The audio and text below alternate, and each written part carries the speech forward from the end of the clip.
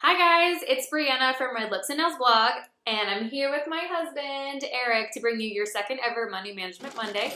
We had a really awesome positive response last week, so we wanted to keep doing it. So I'm really happy that you guys enjoyed it, and I got a ton of direct messages on both Facebook, via email, and on Instagram asking for specific topics to be covered, and one of the most in-demand topics was talking about budgeting. So today we want to talk about how you can create a personal budget either for yourself or for your family if you're a married couple. And so we're just going to dive right in. So Eric, can you walk me through what you would recommend for either an individual or a married couple to what they need to do first and kind of the steps of how they can create a budget, Sure. a monthly budget? Absolutely.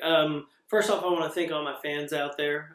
So many fans. Yeah, we had so many that I got to come back this week. So thank you very much. It was just enough fans. And I appreciate everybody's comments, and we'll get those addressed, as Brianna said. But talking specifically about setting a budget, one of the things that I think is important is you need to know what you spend. That's where you need to start. You need to identify how much you spend a month. So go through your most recent bank records, whether that's your credit card statement or your bank statement. Identify what you spend. The objective is to identify those reoccurring expenses that you have every single month. Once you have that identified, you also need to kind of categorize those into expenses such as home, kids, utilities, whatever that may be. Lipstick and nail fund. Yes. If you do that regularly, honestly, that's something you have to add in. Like, I know for sure I get my nails done every month, and that's part of, like, Yep. we have to budget for that. Yeah, dog grooming, etc. So, Yeah, I mean, you dog need to be grooming. extremely realistic. So make sure you take that into consideration. Also, another thing is you need to set a goal, right? So when you're going through this process, set a realistic goal. Like, what would be a goal that people set? So it really depends on what you're going to find with your spending, right? But it could be, hey, I want to save $100 more than what I normally save on a week, right? Or it could be, hey, I spend $250 on groceries for the month. Well, try to cut it down to $200, something realistic. Don't say I want to live off $100. You're not going to. So don't even do that, right? Do something small. Maybe you can even break it down percentages. Maybe you're a number freak like me. And so maybe you just want to cut 5% off of each category. That could add up to $100 a month. You don't know. So just Or maybe you're something- not a numbers freak like me, and you can just be like, I'm only getting Starbucks twice a week. Yeah. Just something, make some form of sacrifice that Or is I'll realistic. bring my own coffee, heaven forbid. There you go. So that's where I would start. Awesome, that's great. So after they identify those things and they've set their goals and they're being realistic, what are some common problems that they should anticipate so that they don't experience those? Or what do a lot of people have problems with when they're trying to set a budget? So I think a lot of times people will set a budget, right? And they'll do a pretty good job on setting that budget, but what happens is we're all human, right? And so over time, I'm not, thank goodness. it could be you, but if you're a married couple, it's something I call rogue spending, which is when you're going outside of the plan, right? And you're gonna go out there and you're a cowboy and you're gonna make it happen, or a cowgirl, and that adds up quickly, especially when two people are doing it. So that would be like Target ladies. That would be like every time I go to Target, it's rogue spending. And I have to physically talk to myself like, this wasn't in my budget. Yeah, exactly. So try to cut back on that as much as possible. I also think one of the things that I see as well is people don't anticipate for, eventually you're going to have to put new tires on your car, right? Emergencies. The AC unit's going to break.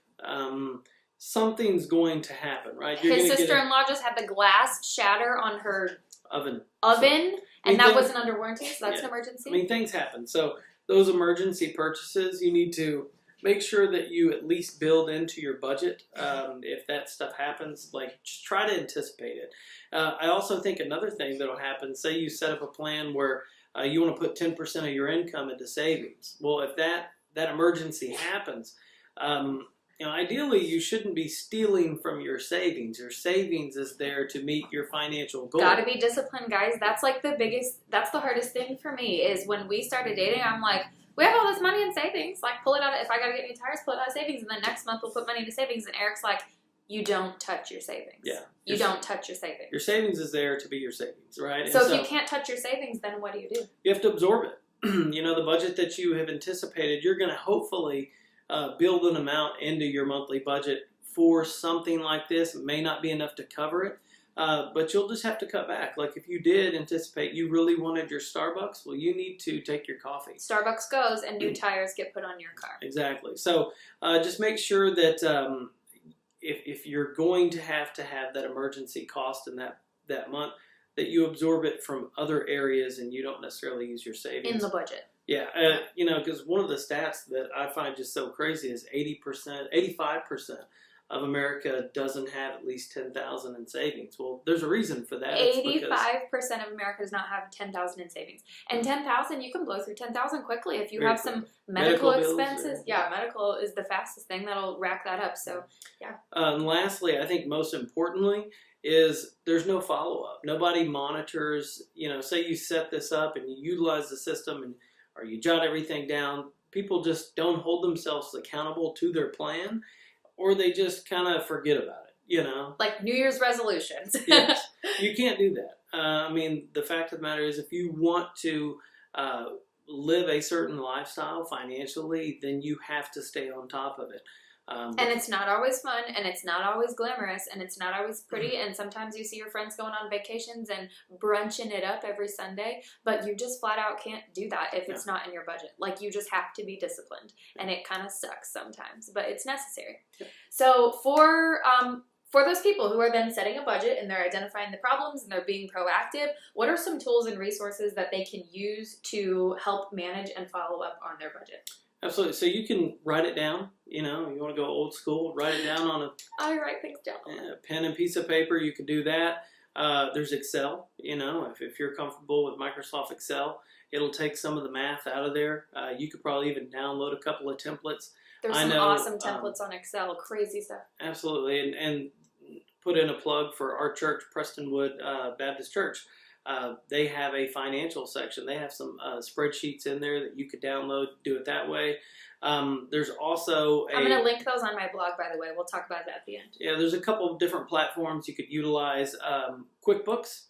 I think it's a little heavy for personal finance, but if maybe you're self-employed, that's probably a great avenue. There's Quicken. Not a huge fan of that, but I know a lot of people use it. I would highly suggest Mint, mint.com. There's also Mint like a breath mint. Yes, MINT. There's also an app you can download. It is actually created and owned by Intuit, which is the owner of both of QuickBooks and Quicken. So check that out. Pause real quick. Well, I use Mint. Like, we use Mint. That's what we use to budget. And if I can use it, I swear on my life you can use it. Because not that I'm pretty tech savvy, so I'm not saying in regards to tech stuff, but I'm just saying in regards to understanding the money management process and like having visuals that are really easy to understand and look at. Mint. It's easy, guys. It's so easy. And I swear to you, if I can do it and if it can help me budget, it will work for you too. Absolutely. So Mint basically takes out, if you have online banking or you have your bills set up online, you can link all those accounts and it brings your data in. You still have to categorize those. So everything that we talked about that typically is done manually gets automated, and it's a smart platform. So it actually learns how different bills should be coded. And really helps you out. It'll send you alerts, notices. Hey, you spent more than what you're budgeted in this category. Yeah, you can set budgets on there, and it'll say unexpected high spending in this category, and it's really awesome. It's great. So give that a shot. Also, if you're more interested in that, this Wednesday, January 17th, I Eric's believe that teaching is. A class, guys. Yes. So you can look. It's Prestonwood Baptist Church. I believe it's iResolve. You can put that I'll link the classes for you in my blog, but Eric's teaching a class this Wednesday. At 6:45 p.m. at Prestonwood Baptist Church. So if you happen to live in the North Texas, North Dallas area, it's in Plano. The room is W206. So if you're interested in going, it's a free class. You just show up, and Eric's going to be going all through Mint and talking about personal budgeting.